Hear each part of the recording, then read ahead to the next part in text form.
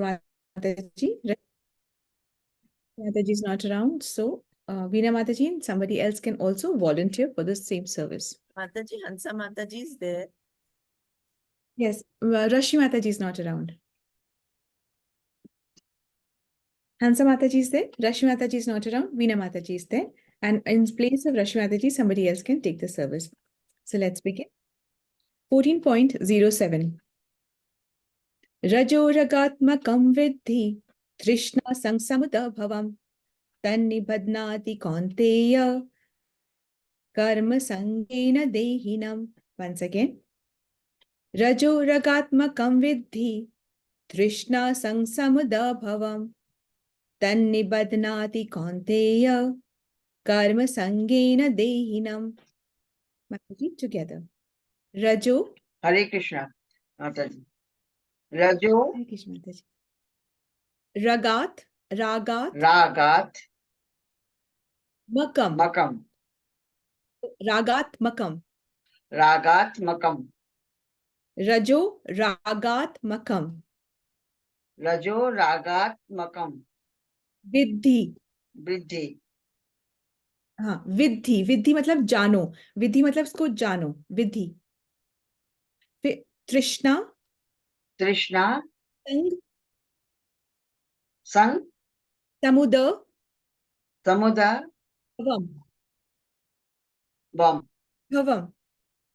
भवम. जी माता जी. So रजो रगात्मकं विद्धि तृष्णा संग समुद भवम. रजोरगात्मकं विद्धि तृष्णा संग समुद्भवम्. तन्नि वदनाति कौन्तेय कर्म संगेन देहिनम्. तन्नि बध्नाति कौन्तेय कर्म संगेन देहिनम्. बंधानाति कौन्तेय कर्म संगे देहिनम्. माता जी. तन्नि जैसे बंध जाता है ना, बद नाती. तन्नि बद नाती कौन्तेय कर्म संगेन देहिनम्. रजो रगात्मकं विद्धि तृष्णा संग समुद्भवम्.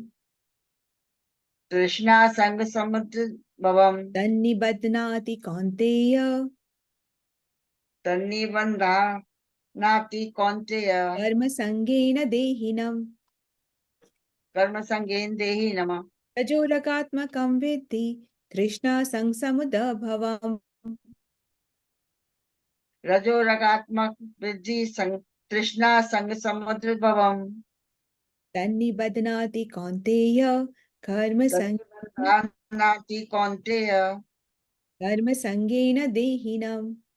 कर्म संगेन देहिनम्. जी, वेरी नाइस. अब आप अपने आप करना चाहिए. हाँ जी. रजोरगात्मक वृद्धि तृष्णा संग समुद्भवम्. तन्निबध्नाति कौन्तेय कर्म संगेन देहिनम्. Very nice, Mataji. Very well. Thank you so much, Mataji. Hare Krishna. हरे कृष्णा. दंडवत प्रणाम सभी को. माताजी मैं ले लूं? Yes, Mataji. Sure, please. रजो रागात्मकं विद्धि तृष्णा संसमुद्भवम्. तन्नि बध्नाति कौन्तेय कर्म संगेन देहिनम्. Very nice, Mataji. Beautiful. Veena Mataji. हरे कृष्णा. धन्यवाद प्रणाम माताजी. हरे कृष्णा सभी को. रजो रागात्मकं विद्धि तृष्णा संगमुद्भवम्. तन्नि बध्नाति कौन्तेय कर्म संगेन देहिनम्. हे कुंती पुत्र, रजोगुण की उत्पत्ति असीम आकांक्षाओं तथा तृष्णाओं से होती है और इसी के कारण से ये देहधारी जीव सकाम कर्मों से बन जाता है.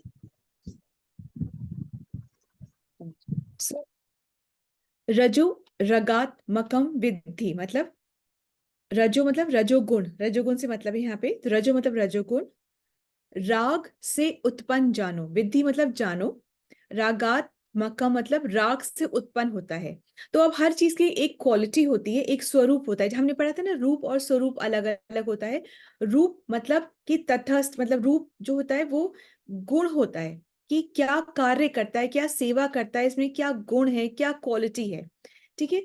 और स्वरूप जो होता है वो फॉर्म होता है, मतलब क्या आकृति है, क्या प्रकृति है, इसकी पहचान क्या है, कि भाई आप एक को दूसरे से अलग कैसे मानते हो, उसके स्वरूप से, उसके स्वरूप से। और फिर वो क्या, उसमें क्या गुण है। तो ये रूप और स्वरूप अलग अलग है। तो रजोगुण की भी कुछ क्वालिटीज हैं, इसके भी कुछ गुण हैं, इसके कुछ क्वालिटीज हैं, ये कुछ कार्य करता है या करवाता है, ऐसे है। जहां पर भी होता है, जिस जो भी इसके संबंध में आता है, तो वो उसके साथ कुछ कार्य करता है या ये गुण उसको वो कार्य करवाता है। सेकंड देखेंगे, सेकंड पोस्ट पार्ट देखेंगे। तृष्णा संग समुदभवम, मतलब तृष्णा तथा आसक्ति से उत्पन्न, ये जो रजोगुण होता है इसमें दो क्वालिटीज हैं, एक तो तृष्णा और एक आसक्ति। इसके अंदर जैसे हम सतोगुण में हमने देखी थी कुछ क्वालिटीज थी, सतोगुण की अलग 3 क्वालिटीज थी। अब रजोगुण की ये 2 क्वालिटीज हैं कि तृष्णा उत्पन्न करता है और आसक्ति। इसको हम अच्छे से elaborate समझेंगे अभी। कर्म संगेन देहिनम, सॉरी, तन्नी बदनाति कौन्तेया, वह बांधता है कुंती पुत्र। कौन्तेया मतलब कुंती पुत्र, हे कुंती पुत्र, वह बांधता है, कौन, रजोगुण जीव को बांधता है। कर्म संगेन देहिनम, कर्मों और उनके फलों के संबंध से इस जीवात्मा को बांधता है। मतलब कि हे कौन्तेय, कुंती पुत्र, राग से उत्पन्न, राग मतलब रजोगुण से उत्पन्न, मतलब राग से उत्पन्न मतलब कि आसक्ति से उत्पन्न रजोगुण को कामनाओं और आसक्ति से उत्पन्न जानो। वह इस जीवात्मा को कर्मों से तथा उनके फल के संबंध से बांधता है, ठीक है। तो अब एक्चुअली में ये प्रश्न आया था अर्जुन के मन में कि ऐसी क्या बात हो गई कि हम जो जीवात्मा है वो अंश है परमात्मा के, भगवान के अंश हैं। तो ऐसा क्या बात हो जाती है कि ये जो स्पिरिचुअल है, आत्मा जो स्पिरिचुअल है, इटर्नल है, इतनी बड़ी क्वालिटी है, इतने बड़े से संबंध रखता है, भगवान से संबंध है इसका, तो ये क्या बात हो जाती है कि ये शरीर में बंध जाता है, शरीर में बंध जाता है। शरीर जो कि टेम्पररी है, जो कि लिमिटेड टाइम के लिए है, तो उसे बंध से क्या क्या बात हो जाती है, ऐसे क्या। तो भगवान बताते हैं कि प्रकृति के 3 गुण जीवात्मा को बांध कर रखते हैं, बंधन में बांध के रखते हैं, और इन्हीं बंधनों की वजह से वो जो है शरीर में आते और जाते रहता है। तो तीनों ही गुण बंधन है, चाहे वो तमोगुण हो, चाहे वो रजोगुण हो, चाहे वो सत्वगुण हो। एक लोहे की चेन है तो एक सिल्वर की चेन है, चांदी की चेन है तो एक सोने की चेन है, पर चेन तीनों ही है। तीनों ही गुणों में रह के जो जीवात्मा है वो बंधी रहती है। पर और फिर उसको मुक्ति कौन प्रदान कर सकता है, जो कि खुला हुआ है। और इन बंधनों से बंधा हुआ कौन नहीं है, कौन खुला हुआ है, भगवान बोलते हैं मैं ही तुम्हें इससे मुक्ति दिला सकता हूं। तो जब तुम मुझसे कनेक्ट करोगे तब तुम्हें इन गुणों से भी मुक्ति मिलेगी, ठीक है। तो ये एक शॉर्ट में है। अब हम आगे देखते हैं कि ये तीनों गुण एक्चुअली इन्फेक्शियस हैं, ये हमें कोई ना कोई इन्फेक्शन दे के रखते हैं, ये तीनों गुण हमें इन्फेक्शन को देकर रखते हैं। तो पहले तो हमें समझना है कि बीमारी क्या है, फिर हमें समझना है इस बीमारी के लक्षण क्या है। पहले समझना है कि हम सब बीमार हैं, ये हमें समझना है। अब इसमें कोई पर्सनल कमेंट नहीं हो रहा है। इट्स नॉट अबाउट कि ओहो वो तो रजोगुणी है तो हमें रजोगुणी बोल दिया, हमें तमोगुणी बोल दिया, हमारे को ये खुद को देखो खुद क्या है, ये सब कुछ नहीं है। इसमें कोई पर्सनल एलिगेशन नहीं है। इसमें हमें ही खुद को, अपने गुणों को पहचानना है कि हम किस गुण से इन्फ्लिक्टेड हैं ज्यादा, और उस गुण में से हमें बाहर निकल के ऊपर पढ़ने की कोशिश करनी है। बस इतनी सी बात है। पहले हम पहचाने तो सही कि हमें जो गुस्सा आया ये तमोगुण का प्रभाव था, हमें जो ये हमारी जो इच्छाएं खत्म ही नहीं हो रही हैं ये रजोगुण का प्रभाव है, ठीक है। ये जो हम इतना सोच रहे हैं कि तो सत्वगुण क्या बताता है, सत्वगुण क्या किस तरीके से हम क्या गुण हमें देता है, सत्वगुण की क्या स्वरूप है, क्या प्रवृत्ति है, क्या सत्वगुण का क्या है, 3 है ना सत्वगुण के, वो क्या क्या है हमने कल पढ़े थे। तो एक तो वो सुख देता है, सुख, हमें ये आभास रहता है कि हम तो आई एम वेरी हैप्पी, उसको ये लगता है, उस इंसान को लगता है I am very happy. Second क्या लगता है, उसको लगता है मुझ में बहुत नॉलेज है, आई एम वेरी नॉलेजेबल।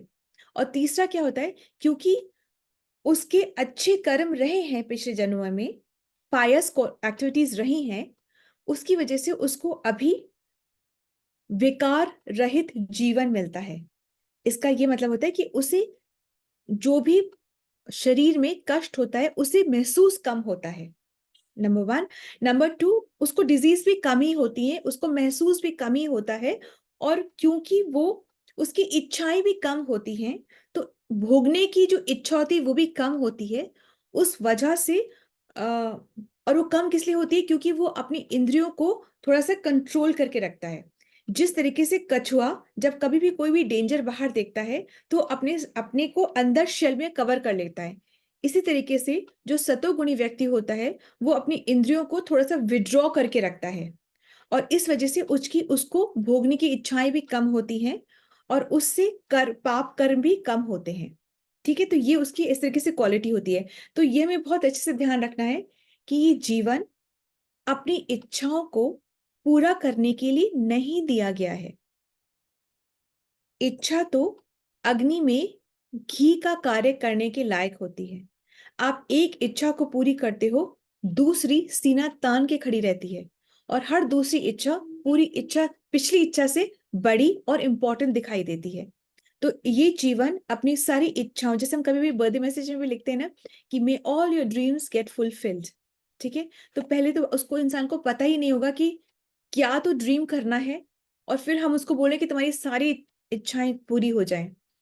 तो ये जीवन इच्छाओं को पूरा करने का के लिए नहीं दिया गया है, परंतु क्या होता है कि हम जब पहचानते ही नहीं है, तब जब हम समझते ही नहीं है, तो यही हम आशा करते हैं, और यही हम दुआएं भी, मतलब ब्लेसिंग्स भी दूसरों को ऐसे देते हैं, क्योंकि है ना हमें पता है, और अगले को भी लगता है बहुत अच्छी ब्लेसिंग्स मिली है हमको।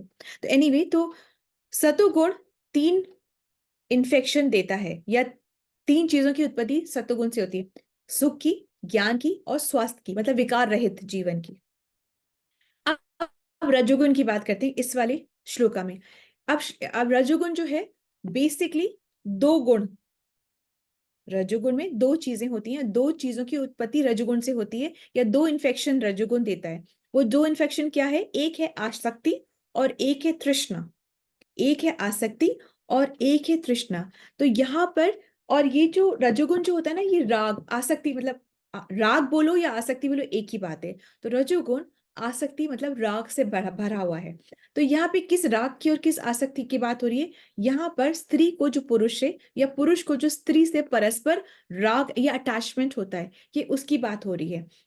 तो क्या होता है, भौतिक जगत में बहुत चीजों की अटैचमेंट होती है, बहुत चीज, जो रजोगुणी व्यक्ति होते हैं उनको बहुत चीजों की से अटैचमेंट होती है, अपनी स्त्री से, स्त्री को पुरुष से, बच्चों से, घर से, संपत्ति से, सम्मान से, अपने स्टेटस से, अपने रिसोर्सेस से, अपने मान, इज्जत, सम्मान, इन सब से बहुत अटैचमेंट होती है, और उसके लिए वो बहुत मेहनत करता है, और मेहनत करके कर्म भी करता है, कर्म में पाप कर्म भी होते हैं, और इसी तरीके से कर्मों को करते करते वो जीवन में बंधता जाता है, वो जीवन में बंधता जाता है। ये किसकी बात हो रही है, रजोगुणी व्यक्ति की बात हो रही है। ठीक है, हम कितना भागते हैं, कितनी मेहनत करते हैं, और हमें लगता है ये तो इतना तो करना ही पड़ता है, और यही भक्ति में अगर 30 मिनट से 35 मिनट हो जाती है तो हमें बहुत खलबली सी हो जाती है। ये सबके साथ है, सबके साथ है, हम सबके साथ है, मतलब एब्सोल्युटली एकदम बिल्कुल बहुत खलबली हो जाती है जब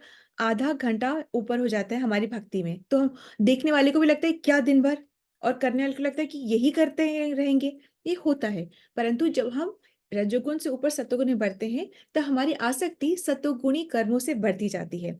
तो कहने का तात्पर्य यह है कि रजोगुणी जो चीजें होती हैं वो शुरू में बहुत स्वादिष्ट, बहुत अच्छी लगती हैं, परंतु बाद में वो जहर बनती है। क्योंकि बंधन का कारण बनती है ना, इसलिए जहर बनती है। इसी तरीके से सत्वगुणी जो चीजें होती हैं वो शुरू में बहुत जहर लगती हैं, पर बाद में यही सुख देती हैं। ठीक है, जैसे सुबह जल्दी उठना, प्रसाद खाना, अपने जीवा को कंट्रोल करना, अपने सारे इंद्रियों को कंट्रोल में रखना, मतलब वो ये क्या बोलते हैं, आंखें तो चाहेगी कि दिन भर नेटफ्लिक्स देखता रहे, कान तो चाहेंगे कि दिन भर रसीली बातें सुनता रहे, चाहे वो अपनी प्रशंसा की हो, चाहे वो किसी की गॉसिप हो, चाहे कान तो यही चाहेगा। ठीक है, इस तरीके से हाथ जो जो त्वचा है वो चाहेगी कुछ सॉफ्ट चीज को, किसी अच्छी चीज को टच करना। इस तरीके से सारी जो हमारी इंद्रियां हैं वो इंद्रिय विषयों में आसक्त ही रहेंगी। और ये कौन इसको ड्राइव करता है? मन। हमारा जो मन होता है यही इन चीजों को करने के लिए प्रेरित करता है। हमारा मन इन चीजों को प्रेरित करता है, ठीक है। तो अब रजोगुनी जो व्यक्ति होता है ना, एक्चुअली वो बिल्कुल बच्चे के तरीके से होता है। जिस तरीके से बच्चे को अपने अच्छे और बुरे का ज्ञान नहीं होता, परंतु कोई उसको बताए, कोई उसको इंस्ट्रक्ट करे, तो शायद वो धीमे धीमे सही कर पा सकता है। इस तरीके से रजोगुणी व्यक्ति जो होता है उसको करने की चाहत तो बहुत होती है, परंतु क्या उसको अपनी लिमिट ही नहीं पता होती है। उसको वो बहुत एक्टिव होता है रजोगुणी व्यक्ति, ये भी करना है, मान भी चाहिए, सम्मान भी चाहिए, घर भी, प्रतिष्ठा भी, ये सब चाहिए, बहुत एक्टिव होता है वो। और वो जो शास्त्रों को सुनता है कैसे, हाँ हाँ हाँ हाँ बिल्कुल ठीक है ठीक है, हाँ ठीक है, पर वो अपने लिए उसको अप्लाई नहीं करना चाहता है। वो सुनेगा, वो सुनेगा, वो ना वो अपने लिए समझता है उनको और ना ही अपने लिए इम्प्लाई करता है। ये ऐसे ही होता है, यहाँ तक कि जैसे हम भी अपने आसपास में इतनी मृत्यु देखते हैं, हर पल हर क्षण मृत्यु देखते हैं, पर हम उस मृत्यु को अपने लिए नहीं सोचते, अपने कि हम भी इसी रास्ते में जाकर के हमारा भी यही होने वाला है, हम भी मृत्यु को प्राप्त होंगे। हमें वैराग आता है, थोड़ी सी देर के लिए आता है, परंतु फिर वापस चलो चलो चलो, अब खाने में क्या बनना है, खाना कैसे अरेंज होना, हम यही क्रिमेशन ग्राउंड से इस चीज की व्यवस्था करके ही आते हैं कि अब आगे नेक्स्ट खाने का क्या तैयारी करनी, कहाँ से खाना आएगा। तो हमें जो क्रिमेशन ग्राउंड में जो वैराग आता है वो कुछ ही दिनों का, कुछ ही मिनटों का होता है। उसके बाद हम वापस अपनी नॉर्मल लाइफ में, हम क्या बोलते हैं इसको, लेट्स बी प्रैक्टिकल, और हम नॉर्मल लाइफ में आ जाते हैं। बात यह है कि प्रैक्टिकल तो रहना है, परंतु सीखना भी तो है। तो वो कैसे सीखेंगे? वो डेली एपिसोड से सीख नहीं पा सकते, वो शास्त्रों के अध्ययन से और भक्तों के संग से ही हमें वो ज्ञान आता है कि क्या लक्ष्य है और कैसे उसको प्राप्त करना है। ठीक है, हमें सबको पता है हमें मरना है, हमारा भी क्रिमेशन होना है, परंतु फिर भी ये ज्ञान, ये वैराग्य एपिसोड से नहीं आता, ये सिर्फ शास्त्रों के अध्ययन से, श्रवण से और संग से आता है। ठीक है, और ये तब होता है जब हम कोई तो चीज को पकड़े। अगर हम इस मॉर्निंग साधना को ही पकड़ लेना, तभी भी हमें रजोगुण समझ आता है। पहले तो समझे तो सही ना कि हम किस गुण में हैं, या कौन से घंटे हम किस गुण में हैं, और फिर उससे हमें एलिवेट होने की समझ आती है। ठीक है, अब ये है, प्रॉब्लम ये है कि रजोगुण, कोई भी चीज खराब नहीं है, कोई भी चीज खराब नहीं है। तो अब एक सेकेंड, जस्ट अ मोमेंट।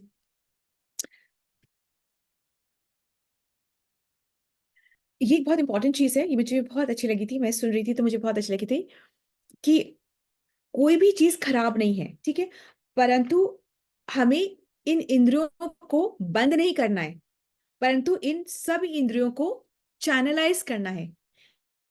भाई इंद्रियां हैं, यूज करना है, परंतु उसको चैनलाइज करना है, उसको सही डायरेक्शन में लगाना है, नंबर वन। नंबर कि ये गुण मुझ में है तो ये खराबी नहीं है, चाहे वो तमोगुण हो, चाहे वो रजोगुण हो, चाहे वो सत्वगुण है, कोई गुण खराब नहीं है। परंतु इन गुणों को जब मैं निर्गुण की सेवा में लगाती हूँ, तब मेरा उद्धार हो जाता है। कैसे? वो निर्गुण शक्ति जो है, वो जो निर्गुण है, वो अपनी शक्ति से मेरा उद्धार कर देता है। कैसे? कि जैसे तमोगुण, जैसे गुस्सा आना तमोगुण है, तो गुस्सा आना is not a bad quality, परंतु हम गुस्सा लगा किस लिए रहे हैं, वो समझने की बात है। गुस्सा, अगर हम इसलिए, हमें गुस्सा आ रहा है कि किसी ने हमारी बात नहीं मानी, किसी ने हमसे झूठ बोल दिया, किसी ने हमारा सम्मान नहीं करा, किसी ने कुछ भी, या गुस्सा आ किस ले रहा है, गुस्सा आना गलत नहीं है, परंतु गुस्सा मेरे अपनी इंद्रिय तृप्ति की वजह से आ रहा है कि मेरी इंद्रिय भोग मैं ना कर पाई, इसलिए मैं किसी भी गुस्सा कर रही हूं, तो वो गलत हो जाता है। परंतु गुस्सा, यदि मैं चाहूं कि आप लोग क्यों नहीं आ रहे अपने मॉर्निंग सेशन में, क्या बात हो गई, क्यों आप मॉर्निंग सेशन में, इसलिए गुस्सा आ रहा है, या क्यों हम भक्ति नहीं करें इसलिए गुस्सा आ रहा है, या क्यों बात समझ में नहीं आ रही इसलिए गुस्सा आ रहा है, तो वो गुस्सा गलत नहीं है, क्योंकि वो आत्मा की शुद्धि के लिए गुस्सा है, तो वो गलत नहीं है। ठीक है, अब इसी प्रकार से तमोगुण का क्वालिटी हो गई, अभी रजोगुण की क्वालिटी हो गई कि मुझे और करना है, प्लानिंग, मुझे बहुत प्लान करना है कि, तो अगर मैं प्लानिंग कर रही हूँ कि अच्छा वो कितना मनी का, कितना होना चाहिए मेरे अकाउंट में, कितना होना चाहिए, मैं अभी मेरे इतने साल तक मुझे इतना चाहिए, वो लिमिटेड प्लानिंग गलत नहीं है, परंतु अनलिमिटेड प्लानिंग, कि मुझे अनलिमिटेड इतनी गाड़ी तो होनी चाहिए, इतने EMI होना चाहिए, इतना स्पेकुलेशन में, इतना आज वो शेयर्स में इन्वेस्ट करूं, वो मेरे शेयर्स मेरे पास आ जाए तो 10 साल मेरे पास इतना हो जाएगा, फिर सेकंड जनरेशन इतना तो होना चाहिए मेरे ग्रैंड। ये अनलिमिटेड, इसका कोई लिमिट नहीं है। लिमिट में प्लानिंग तब हो सकती है जब हम सतोगुण में रह के करें, परंतु रजोगुणी को लिमिटलेस प्लानिंग होती है उसकी। अब यही क्वालिटी, प्लानिंग की क्वालिटी को यदि से तो हम भक्ति में ले लें कि ऐसा है, सुबह का जो 1 आवर है वो मुझे बिल्कुल ऑर्गेनाइज करना है, इसलिए रात से तैयारी कर लो, रात में थोड़ा कम लाइट डिनर लेते हैं, जल्दी सोते हैं और सारा सुव्यवस्थित करके हम सोते हैं। सवेरे हम फटाफट पूरी बुक्स सब ऑर्गेनाइज करके हम सोते हैं, जिससे सुबह हमको हड़बड़ाहट ना हो। एक रिजीम को फॉलो करते हैं, एक शेड्यूल को फॉलो करते हैं, तो क्या होता है, हमारी ये प्लानिंग है पर हमने भक्ति के लिए प्लानिंग करी है। ठीक है, इसी तरीके से हम हर गुण की प्लानिंग करके उसको, हर गुण को चैनलाइज कर सकते हैं। तो अगर कहते हैं कि अगर यदि से तो आपको, हमें कोई शौक ही ना हो, यदि से तो हमने कभी किसी से प्रेम किया ही ना हो, हमें गाना आता है, ना अच्छा खाना आता है, ना अच्छे खाने की नॉलेज है, ना अच्छा खाना पकाना आता है, ना गाना आता है, ना अच्छा बोलना आता है, ना किसी की तारीफ करनी आती है, ना अच्छा देखना आता है, ना हम किसी चीज को अप्रिशिएट करते हैं, ना हमने कभी किसी से प्रेम किया है, ना कभी किसी को अपना माना है, तो भक्ति कैसे करेंगे हम? तो हम भक्ति कैसे कर सकते हैं जब हमें इन सब चीजों का पता है? तो हम इन चीजों को लेकर के हम भक्ति में लगा सकते हैं। यदि से तो पता ही नहीं, तो रूखी सूखी भक्ति तो होई कि नहीं। अगर हम बिल्कुल नीरस हैं, बिल्कुल खड़ूस हैं, कोई से प्रेम है ही नहीं, किसी को अपना मानते ही नहीं, ऐसे खड़ूस आदमी कैसे भक्ति कर सकते हैं? है ना, कैसे भक्ति कर सकते हैं? तो ये सारी क्वालिटीज अच्छी हैं, पर अपने लिए नहीं, इसको चैनलाइज करना है, तब बहुत सुंदर है। क्यों तब बहुत सुंदर? तब क्योंकि तब वो हमें इस बंधन से मुक्ति दिला देंगी, वरना कितने करोड़ हम जन्म लेते ही रहेंगे, आते ही रहेंगे। ब्रह्मा का जो पूरा एक दिन है, उसमें एक बार भगवान आते हैं।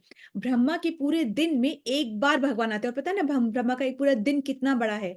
अब इस वक्त हमारे पास भगवान, हम सुन रहे, तो हमें लग रहा है मजाक चल रहा है ये, पर अब कब आएंगे और उसमें हमने कितने जन्म ले लेंगे, और ये बातें तब कितनी पुरानी फीकी हो जाएंगी। अभी आए हैं, तो अभी हम चैतन्य महाप्रभु की वजह से हमें इतना सब कुछ समझ में आ रहा है, पता चल रहा है। अब वो कब आएंगे, हम कब आएंगे, किस रूप में होंगे, कुछ नहीं पता है। इसलिए इसको मजाक नहीं समझना है। द भक्ति is very serious, it's a serious and जो बुद्धिमान लोगों का ही ये एक प्रोडक्ट है। एज लाइक बुद्धिमान लोग ही इसमें इन्वॉल्व होते हैं, वो ही ये समझते हैं कि एक्चुअली में जो टेम्परेरी क्या है और परमानेंट क्या है। तो टेम्परेरी जो खुशी है उसको पाने के लिए मेहनत करनी है, ये सॉरी, परमानेंट खुशी को पाने के लिए मेहनत करनी, टेम्परेरी खुशी में इतनी मेहनत करनी है, पर इतनी करने से कोई फायदा नहीं है, सब कुछ यहीं पर ही रह जाना है। ठीक है, तो अब क्या होता है, रजोगुण में प्रॉब्लम ये है कि रजोगुण जो आसक्ति है, जो राग है ना, वो द्वेष के साथ ही आता है। रजोगुण द्वेष के साथ आता है। जब अटैचमेंट है, तो उसके बाद कुछ क्वालिटीज है, इमोशंस और भी हैं, द्वेष है, जेलसी, ये भी आती ही आती है। अब है ना, देखो, लव अलग है और अटैचमेंट अलग है। Do you understand that? ये लव और अटैचमेंट दो अलग अलग चीजें हैं। आसक्ति, अटैचमेंट जो है, ये बुरा होता है, प्रेम शुद्ध होता है। ठीक है, तो अटैचमेंट, ये मुझे अपने सम्मान से, इवन मुझे अपनी सर्विस मतलब जो भी हम सर्विस कर रहे हैं, उससे अटैचमेंट होना, सम्मान से, अपने बच्चों से, घर से, प्रेम से, स्त्री से, अपने कार्य से, अपनी रिस्पॉन्सिबिलिटी से, अपनी डेजिग्नेशन से, इन सब से अटैचमेंट बुरा है, इन सब से अटैचमेंट बुरा है। ये द्वेष भी उत्पन्न करता है। रामायण में बताते हैं, रावण को सीता जी से अटैचमेंट था, मतलब उससे प्रेम नहीं हो गया था, वो भोगने के लिए ही वो चाह रहे थे। ठीक है, कि how could the very beautiful thing not be mine, ये भोग प्रवृत्ति थी। ठीक है, रावण को ये भोग प्रवृत्ति थी, उसने शिव जी की भक्ति, इतना बड़ा भक्त था, फिर भी वो माता पार्वती को भोगने के लिए ही उसको उसको इच्छा थी। ठीक है, तो ये भोग प्रवृत्ति जो है, ये रजोगुण की होती है, ये भोगने की प्रवृत्ति। ठीक है, तो ये इसमें ये भोग प्रवृत्ति द्वेष से भरी हुई होती है। तो जैसे कि अभी हमने, जैसे दुर्योधन, सेकेंड एग्जाम्पल, दुर्योधन में भी रजोगुण बहुत कूट कूट के भरा हुआ था। उसमें उसको भी पता नहीं था कि लिमिट, क्या लिमिट है उस, और इस रजोगुण का कोई एंड भी नहीं होता, ना तो लिमिट होती है और ना ही एंड होता है। उसको क्या थी, दुर्योधन को रजोगुण की दोनों ही क्वालिटीज थी। रजोगुण की दो क्वालिटीज हम क्या बता रहे हैं, हम बता रहे आसक्ति और तृष्णा। आसक्ति और तृष्णा दोनों ही थी। आसक्ति का क्या मतलब होता है, तृष्णा का क्या मतलब होता है? तृष्णा का क्या मतलब होता है? तृष्णा का वो मतलब होता है कि ऐसी वस्तु जो हमने प्राप्त नहीं करी है, उसको प्राप्त करने की इच्छा। ठीक है, ऐसी वस्तु जो कि जो कि अभी तक हमने प्राप्त नहीं करी है, उसको प्राप्त करने की इच्छा को बोलते हैं तृष्णा। और आसक्ति क्या है? जो हमें प्राप्त हो गई उसे हमें कभी खोए ना, किसी और को दे ना, वो आसक्ति है। Is it okay? तो तृष्णा का क्या मतलब हुआ? जो हमने अभी तक नहीं पाया है उसको पाने की इच्छा तृष्णा होती है। और आसक्ति क्या है? जो हम पा चुके हैं उसे खो ना दे, वो जो फीलिंग होती है, ना किसी को देनी है, ना किसी से शेयर करनी है, ना किसी हमें खोनी है, उसको होता है आसक्ति। तो दुर्योधन को दोनों ही थी, तृष्णा भी थी और आसक्ति भी थी। वो 5 गांव, क्या उसने क्या कहा था? मैं सुई की नोक के बराबर भी नहीं दे सकता। ठीक है, सो ये होती तृष्णा और आसक्ति दोनों ही थी। इससे उसका क्या होता? उसका डाउनफॉल ही हुआ था। ठीक है, तो शास्त्र कहता है कि मनुष्य को संसार की सारी चीजें भी अगर अवेलेबल करा दी जाएं तभी भी उसकी जो वासना होती है वो कम नहीं होती है। ये हमें खुद ही डेवलप करना पड़ता है कि कहाँ पर हमारी लिमिट है, कहाँ, क्योंकि अगर हम पूरे संसार की चीजें भी हमें मिल जाए ना, तो वासना जो होती है ना वो कभी खत्म नहीं होती। ठीक है, और ये वासना पूर्ति अगर लक्ष्य बन जाए तो ये बहुत खतरनाक होती है। अगर हर इच्छा को पूरी करने की हमारा लक्ष्य हम जीवन को बना ले तो ये बहुत खतरनाक इच्छा होती है। ठीक है, क्योंकि हर इच्छा पूर्ति हो जाती है तो लोभ बढ़ता है, और यदि से तो इच्छा पूर्ति नहीं बढ़ होती है तो हमारा क्या होता है? एंगर एंड फ्रस्ट्रेशन बढ़ता है। और ये तीनों क्या? गुस्सा, गुस्सा, ग्रीड, मतलब गुस्सा मतलब एंगर, ग्रीड और लस्ट, तीव्र इच्छा। लस्ट मतलब तीव्र इच्छा, एंगर मतलब गुस्सा, और क्या बोला है? ग्रीड मतलब लोभ। ये तीनों चीज नरक के द्वार हैं, मतलब एब्सोल्युटली नरक के द्वार खुल जाते हैं यदि थे तो हमें लोभ और गुस्सा और काम, ये 3 वासनाएं, ये 3 चीजें होती हैं तो नरक के द्वार खुल जाते हैं। ठीक है, तो बुद्धिमान व्यक्ति जो है इन गुणों को पहचानता है और इस गुणों से अपने आप को ऊपर करने की कोशिश करता है। ठीक है, और रजोगुण से हम सबको बहुत सावधान रहना चाहिए, बल्कि इसको अवॉइड ही करना चाहिए। और यह कैसे अवॉइड कर सकते हैं? यदि से तो हम एक साधना, कोई भी साधना हो, कहीं पर भी हो, ये नहीं कहा जा रहा कि यही मिलकर के साधना करें। आप अपनी जो साधना है, और मॉर्निंग साधना, मॉर्निंग चाहे आप जैसे भी करना चाहें, मॉर्निंग साधना को बिल्कुल निष्ठा से, डिटर्मिनेशन से रोज करें, नंबर 1। और एक सत्वगुणी एनवायरनमेंट बनाएं अपने घर में, अपने ऑफिस में, आप जिससे मिलते हैं उससे, उसके साथ में एक सत्वगुणी एनवायरनमेंट बनाएं। बहुत जरूरी है, साधना करें, सत्वगुणी एनवायरनमेंट बनाएं, एकादशी का फास्टिंग करें, 4 जो रेगुलेटिव प्रिंसिपल्स हैं उनका सम्मान करें, उनको फॉलो करें, अपनी चैंटिंग करें, भगवद गीता श्रीमद् भागवतम पढ़ें। बस इससे आपका जो है, जो आप गुण में ऊपर ऊपर बढ़ते जाएंगे और आपकी बुद्धि भी शार्प होगी। बुद्धि फिर अपने मन को कंट्रोल करेगी और मन आपको पाप करने से रोकेगी। ठीक है, क्योंकि आसक्ति से क्या होता है? हम कर्म, आसक्ति क्या करता है? हमको भोगने की इच्छा उत्पन्न करता है, हमको भोगना है, भोगना है। अब भोगना आसान थोड़ी ना है, भोगने के लिए मेहनत करनी पड़ती है, पैसे कमाने पड़ते हैं, तो उसके लिए हम बहुत मेहनत करते हैं और बहुत कर्म करते हैं। कर्मों से हम पाप भी करते हैं और फिर हम बंधन में बनते चले जाते हैं। Is it okay? So Hare Krishna, Dhanupram, this is the understanding from today's shloka. Let's move on to another service. Or if there are any questions, we can address those questions also.